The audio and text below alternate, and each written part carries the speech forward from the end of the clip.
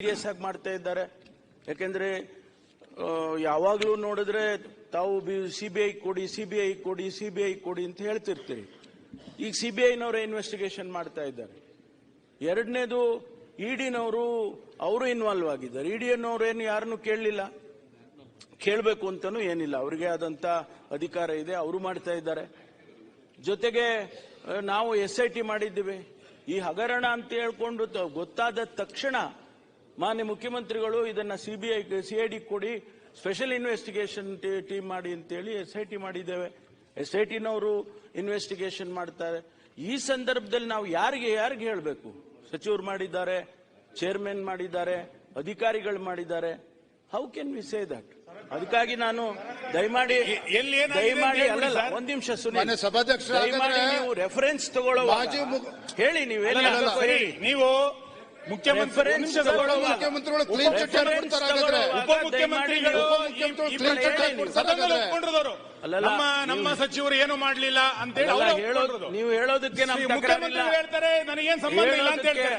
ನೀವು ಸ್ಪಷ್ಟ ಮಾಡಿ, ಬಳ್ಳಾರಿ ಚುನಾವಣೆಗೆ ಖರ್ಚು ಮಾಡಿದ್ರ, ಅಮೇಠಿ ಚುನಾವಣೆಗೆ ಖರ್ಚು ಮಾಡಿದ್ರ, ಯಾವುದಕ್ಕೆ ಇನ್ವೆಸ್ಟಿಗೇಷನ್ ಏಜೆನ್ಸಿ ಮಾಡ್ತಾ ಇದೆ. ನಿಮ್ಮ ಹೈಕಮಾಂಡ್ ಏನೋ ದುಡ್ಡು ತಗೊಂಡಿದ್ದೀರಾ ಅನ್ನೋದನ್ನ ಹೇಳಿ.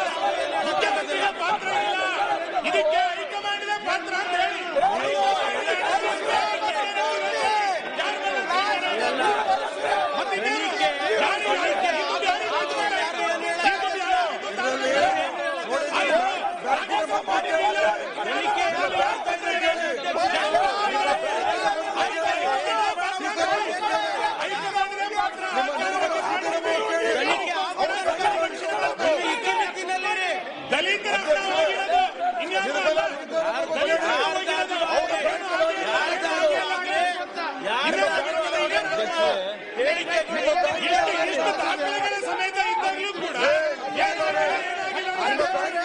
ಸರ್ಕಾರಿ